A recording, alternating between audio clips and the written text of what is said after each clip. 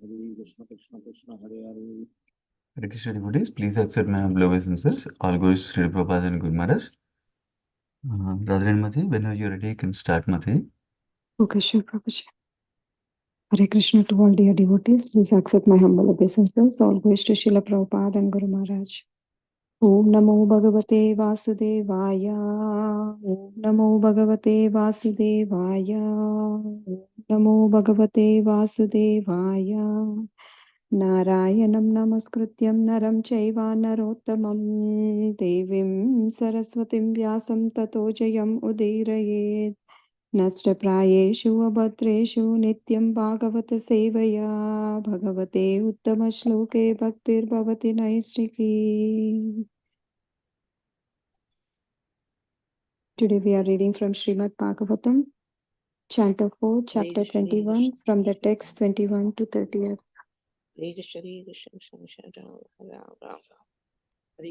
With the chapter 21, Instructions of Maharaj Prithu.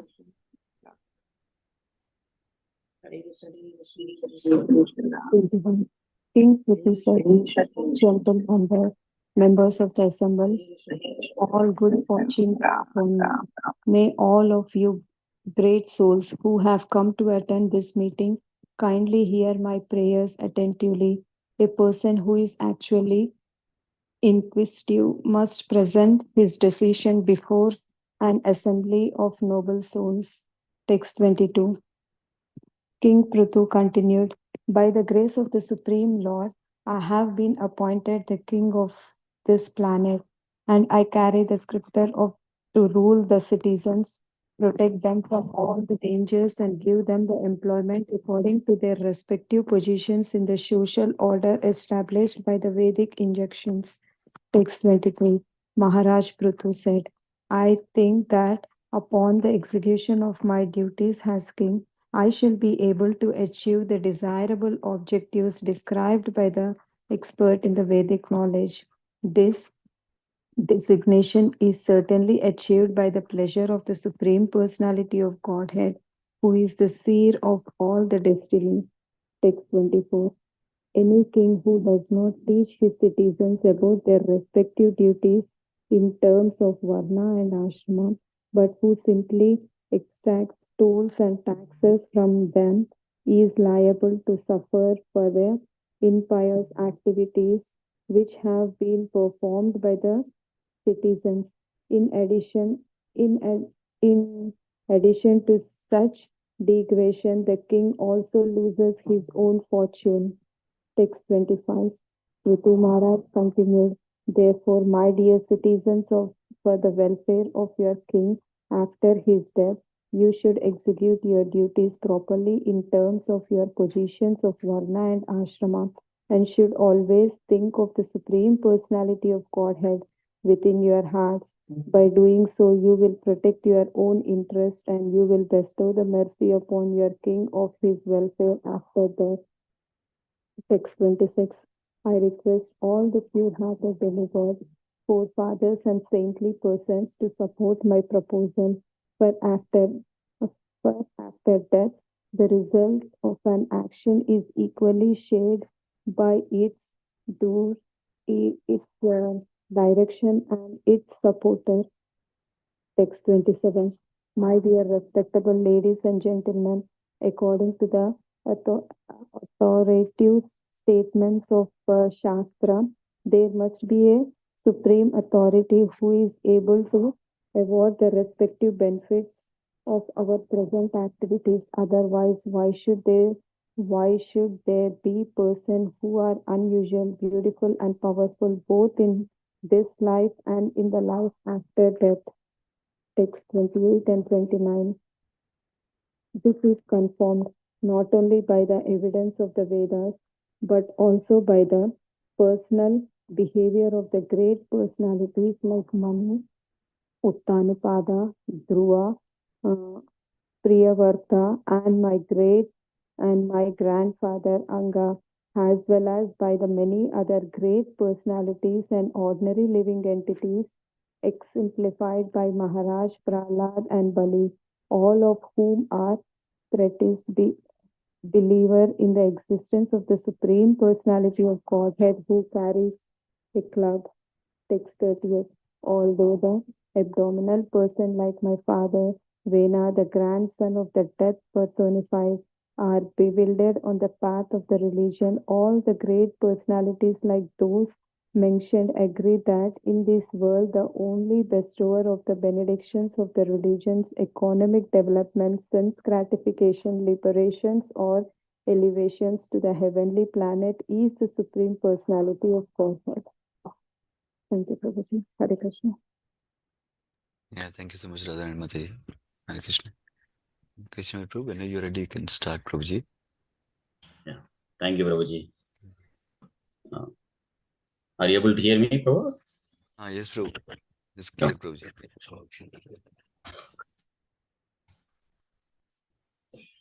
Thank you, Radharani Mataji, for reading today's Srimad Bhagavatam section translation. Thank you all for joining today's Bhagavatam session. And thank you, Sundarananda Prabhu, and everyone for giving this opportunity to share few words that I heard from the devotees or from the scriptures for my own purification and for the pleasure of the Supreme Lord and all the devotees. So we'll start with the prayers. Om Ajnanatimirandasya Jnananjanasalakaya Chakshurunmilitam Yena Tasmai Shri Gurave Namaha. Namo Vishnupadaya Krishna Preshtaya Bhutale Srimate Bhaktivedanta Swaminiti Namane. Namaste Saraswati Deve Gauravani Pracharine Nirvishesha Sunyavadi Paschapta Deshtarane. Jai Sri Krishna Chaitanya Prabhu Nityananda Shri Advaita Gadadhara Srivasadi Gaura Bhaktarunda. Hare Krishna Krishna Krishna Hare Hare Hare Rama Rama Rama Hare Hare. So today we are reading from Srimad Bhagavatam, 4th Canto, chapter 21, title Instructions by Maharaj Prithu, from slokas 21 to 30. So this is a very nice and wonderful section where Prithu Maharaj is giving instructions to their sages. So in the last chapter, of course, we are in the section of Prithu Maharaj's pastimes. So in the last section, we heard how, in the last chapter, we heard how Prithu Maharaj, when he was performing the 100th yajna, how Indra disturbed, and on the instruction of Lord Brahma, Prithu Maharaj stopped 100th yajna. Though externally it looks like he lost the universal record of performing 100 yajnas, but if we go in deep dive, then we see that he won the heart of Lord Vishnu. So that's why, being pleased by Prithu Maharaj's behavior, Lord Vishnu appeared in the sacrificial arena, and then we heard how Lord Vishnu spoke to Prithu Maharaj in various spiritual enlightenment, and Lord Vishnu also mentions Prithu Maharaj that a king should give protection to citizens like that. And then Prithu Maharaj worshipped Lord Vishnu and offered several prayers like that. And then in this chapter, so far we heard Maitreya Muni narrating the opulence of Prithu Maharaj's city. Like, the city was decorated with pearls, and there are golden gates like that, and also how the natural resources or the natural things were there in the Prithu Maharaj's kingdom that makes the city as a beautiful gardens, parks, roads are scented with nice fragrance like that. And then we heard how Prithu Maharaj was welcomed by the citizens, like conch shells were blown and priests chanted Vedic mantras. He was received by many beautiful unmarried girls like that. These are all auspicious things. And then Vidura wanted to hear more and more about Prithu Maharaj's wonderful activities. So then we hear Maitreya Muni mentioning Prithu Maharaj performing an yajna, and many of them were present during that yajna. And Prithu Maharaj started speaking and to the assembly. So we'll continue from the Prithu Maharaj speaking to citizens. from Sloka 21 to 30 today. So in the Sloka 21, we see that Prithu Maharaj speaking to the assembly, saying that may all good fortune be upon you, and all of you great souls who have come to attend this meeting, kindly hear my prayer attentively. So, and Prabhupada mentions in this purport that Prithu Maharaj is the king of the entire world, and actually is in a position to give orders. But here we see that Prithu Maharaj, being a great Vaishnava, is humbly submitting his statement for the approval in order to clarify his mature decision. And another point Prabhupada mentions that so when a person is in a high position or is a, becomes very famous, then there is a chance that some people who has envious nature or tendency, they would become enemies. So, and there could be some people in this meeting. So that's why Prithu Maharaj first he is addressing to the people who are honesty or gentle, like that. So Prabhupada mentions the word that is used is here sadhava. Sadhava means all great souls. So all of you great souls. So he's addressing to them first. So and then in the text 22, so King Prithu Maharaj is continuing, saying that by grace of the Supreme Lord, I have been appointed the king of this planet. And I carry the scepter to rule the citizens and protect them from all dangers and give them employment according to the respective social orders. So, and Prabhupada mentions in the purport that so this should be the attitude of a king or whoever in this high position. Like, you should think that this high position is given by the grace of the Supreme Lord. So, should not be puffed up being in that high position. One should think that, it is by the mercy of Supreme Lord Krishna, I was put into this high position, like that. And also the responsibilities of king are mentioned here, like, is he should rule the citizens and protect them from all dangers and give them employment according to their respective positions. So, and Prabhupada mentions in the purport that the citizens means praja. Praja means not just human beings, but all other living entities like animals, birds, aquatics, whatever the species of life. So the king is supposed to protect all of them, not just human beings, like the way that we see in the modern government, right? The modern government so is only concerned about the human beings, and they allow the people whoever wanted to kill the animals and sell the meat, like that. So not like that. So the king should protect all the living entities, praja. And then king should also provide the employment to everyone, because if anybody is doesn't have any employment, so the empty mind is evil den, like that, right? So they will cause harm to themselves and to the society also. So that's why the king's responsibility is to give them employment, and it's based on their respective position, social orders. Like, we have social positions, right? Brahmana, Kshatriya, Vaishya, Sudra, like that. Of course, those are based on their qualities and activities, not just by birth.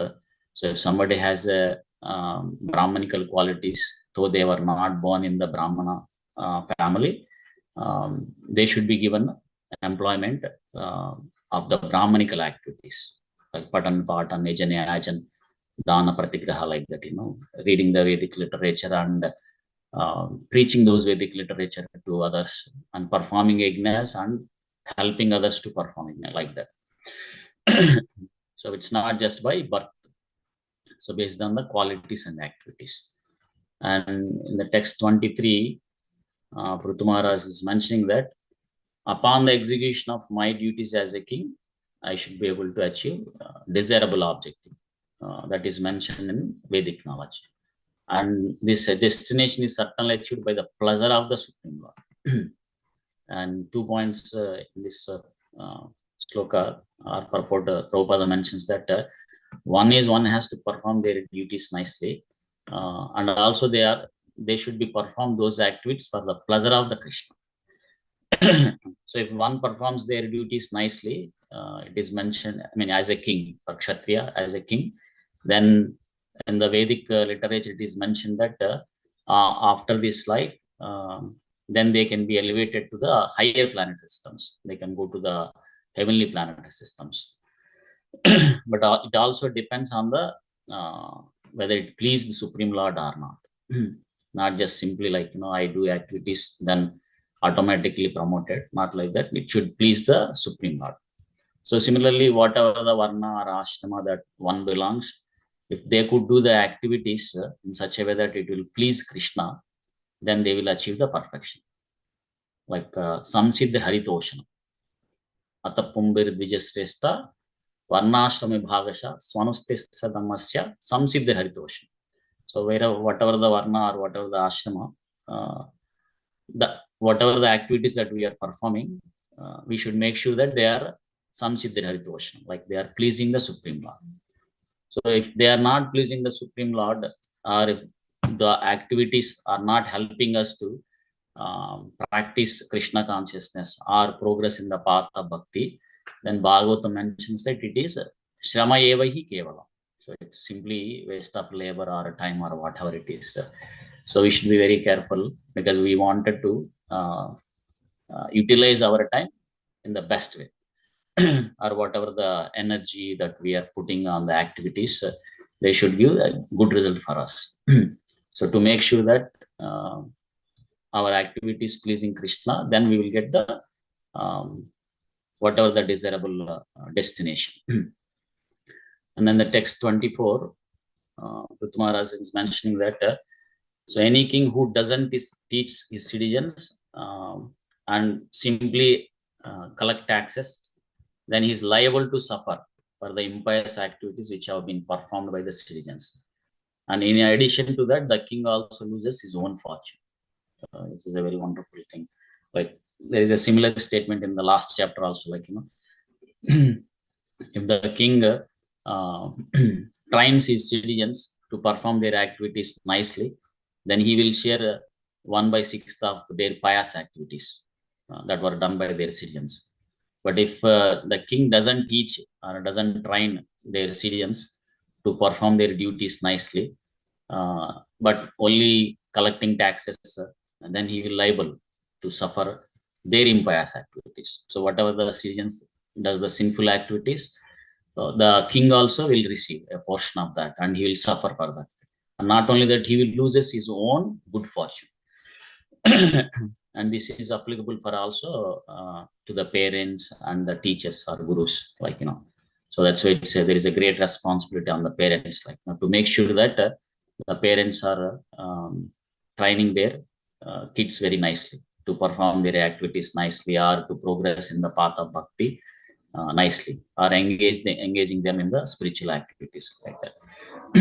Of course, as a parent, one might be probably responsible for a couple of kids, like, maybe one or two or few of them. But as a guru or a teacher, there will be more number of dependents.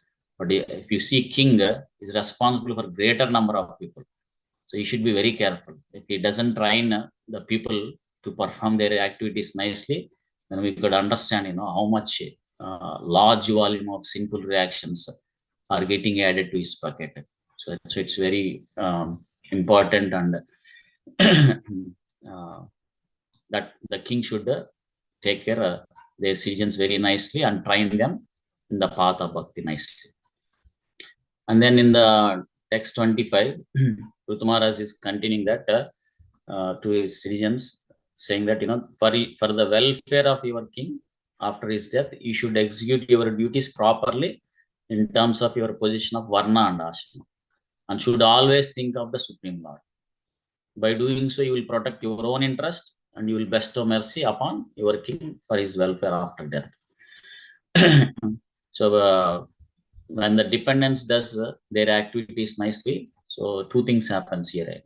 One is they will protect their own interest, so that means they will get benefited, and not only that, the king also will receive good welfare, like, they are bestowing mercy upon the king for his welfare after death. And Prabhupada mentions the word atokshasadiyaha, that means Krishna consciousness. So if the king and the citizens both practices Krishna consciousness nicely, both of them will be benefited. So the citizens will be benefited and king also will be benefited. But if either of them doesn't follow or both of them doesn't follow nicely, then there is a chance of both the king and the citizens will fall down to the lower species. So that's why Prithu Maharaj is stressing and requesting his citizens to execute their orders nicely based on their varna and ashrama. And not only that, always think of Krishna. So that is also one important thing. And Prabhupada quotes Bhagavad Gita sloka, how to think of Krishna, like Yat karoshi yat asnasi, yat juhosi dadasi yat tapasyasi kaunteya, tat kurusva madarpanam, like that. Whatever you do, whatever you eat, or whatever the charity that you give, and whatever the austerity, penances that one goes through, so should be done for the satisfaction of the Supreme Lord. So if the king trains like that, then whatever the citizens does, it will benefit king also. So similarly, as a parent, if we train our kids or help our kids to nicely perform their activities and also progress in the path of bhakti, and whatever they do, actually it will help us also. So, so it's a win-win situation. And in the text 26, Prithu Maharaj is requesting all the pure-hearted demigods, forefathers, and saintly person to support his proposal. So for after death, the result of an action is equally shared by its doer, director, and supporter. So this is another wonderful thing. Like, if the government is trying their best to help citizens to perform the duties nicely, same time, and the citizens support the king, then the citizens, as mentioned in the earlier sloka, they get benefited, and the king also receives a portion of it. And it is also equivalently same if someone, the dependents, does any sinful activities, so it is also shared to the supporter. Like, Prabhupada mentions in some places like that, the person who kills an animal in the slaughterhouse, and who sells the meat, and who cooks the meat, and who eats them, all of them are sharing some portion of the sin of that activity. So it's both good activities and bad activities. So whoever are involved, they're all gets a portion of the either it is sinful reaction or good reaction, like that. So similarly, if we supports or helps a devotee who is preaching, or who is managing the temple, or who is worshipping the deities nicely, we support them or cooperate them, then we also receive a portion of that spiritual credit. So then in the text 27, Prithu Maharaj is mentioning that according to the authoritative statements of Shastra, there must be a supreme authority who is able to award the respective benefits of our present activities. Otherwise, why should there be a persons who are unusually beautiful and powerful, both in this life and in the life after death? This is also very nice statement, like now. And this brings the topic of karma, the nature's law. The definition of it is, for every action there is an equal and opposite reaction. So here, that's here we see that Prithu Maharaj is mentioning that in this world we see that some of them are unusually beautiful and powerful. Even if we look around our surroundings, the people who are on surroundings, we see that some are very rich, some are very poor, some are very beautiful, some are very not so beautiful, some are they are in the high position, some are not in high positions. So like, some are, their bodily strength is very good, and some are not so weak. Like, when we see all these things, then we could understand that there must be a supreme authority who is able to award respective benefits based on our present activities. Yeah. So that is the proof, or what we can see and understand, that there is a higher authority who is looking at our present activities, and based on our present activities we get award, the reward in this life and next life after death. Of course, the intricacies of the nature's law or karma is very hard to understand. Krishna mentions in Bhagavad Gita, like karmano gahano gati, like it's very hard to understand. It's complicated, but in a very basic level, we could understand that if somebody does good activities, then they would get good reactions in this life or after the death also. And similarly, when somebody does bad activities in this life, then that would yield the bad results or sinful reactions.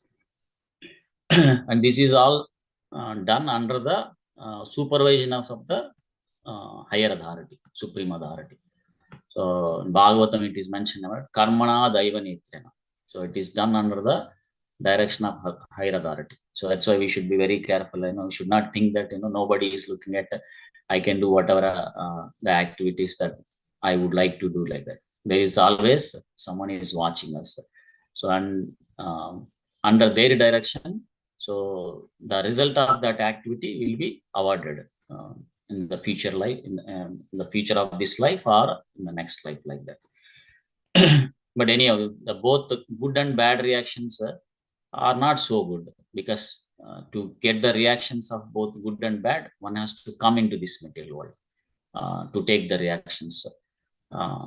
Coming into this material world means taking birth. Taking birth means which is a measurable.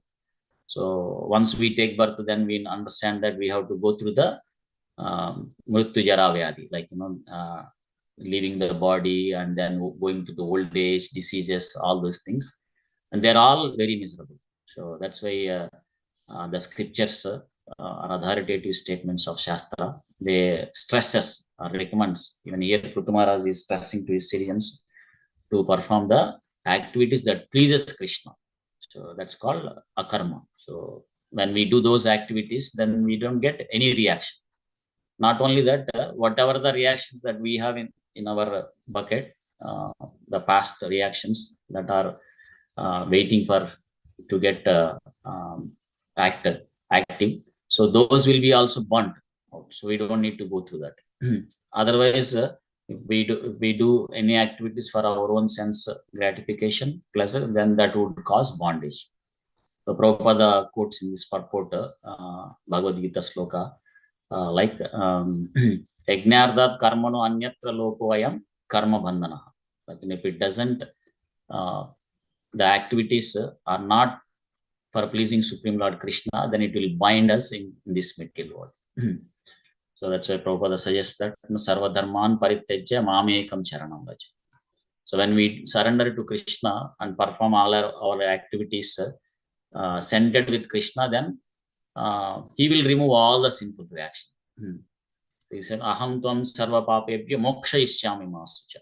So he will remove all our sinful reactions, that what we have in the past or currently. So they will all be burnt out. Then we'll go back home, back to God. So this is the beauty of the Vedic literature. It will help us to stay happy in this life.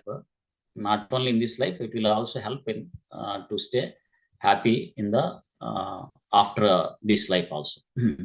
So and then in the text 28-29, we see that this is confirmed not only by the evidence of Vedas, but also the personal behavior of great personalities like Manu, Uttanapada, Dhruva, Priyavrata, like that. Prithu Maharaj is quoting many great personalities, so who exhibited this kind of behavior based on the Shastras. And Prabhupada mentioned that it is Sadhu Shastra Guru Vakya. So if we follow the instructions that were given in the Shastras and also follow in the footsteps of the great personalities like Uttanapada, Dhruva, Manu that were mentioned here, then we can make our human life successful. Mahajana yena gata sapantaha, like that. So when we follow the that is the safest path. So when we follow these great personalities, because they led their life with perfect understanding of the Supreme Lord. So then we don't need to reinvent the wheel. Like, if we simply follow their footsteps, then we can also be able to achieve the perfection of this life. And in the 30th sloka, this is the last sloka for today. So Uttamara is mentioning that although abominable persons like my father Veena, the grandson of death personified, so bewildered on the path of religion, but all the great personalities like those mentioned agree in this word. The only bestower of the benedictions of religion, economic development, sense gratification, evolution, or elevation to heavenly planet is the Supreme Lord. And Prabhupada mentions that many people who doesn't believe the existence of the Supreme Lord, like King Veena in this case. So because King Veena doesn't believe the existence of the Supreme Lord, that's why he stopped all the sacrifices that are meant to please Krishna, done by these great brahmanas like that. He stopped because he did not believe the existence of the Supreme Lord. So people who doesn't believe Supreme Lord Krishna, they think that just by working so hard we can achieve the good results like that. But here we see that it is the best hour is the Supreme Lord. And Prabhupada also gives many examples in the purport. Like we see that sometimes we hear that a person who has a rich father, not necessarily that he will be happy. So sometimes we see that they will go through very miserable condition, and sometimes we see that there are two personalities who work very hard, but one gets good results and one doesn't get good results. So if we see all these things, we could understand that it's not that just simply by our capabilities or hard work we can achieve the results. Definitely we have to put our efforts, but at the same time those efforts should please the Supreme Lord. Then we can be we can achieve the destination that we are looking for. So I'll pause it here, and the next session we can hear the wonderful instructions of Prithu Maharaj, the continuation of that. So thank you all for giving this opportunity. Granara Srimad Bhagavatam ki jai, Srila Prabhupada ki jai, Ananta Koti Vaishnava Vrinda ki jai. Hare Krishna. Thank you, Prabhu. Yeah, thank you so much, Krishna Prabhuji. Wonderful class, Prabhu. Hare Krishna.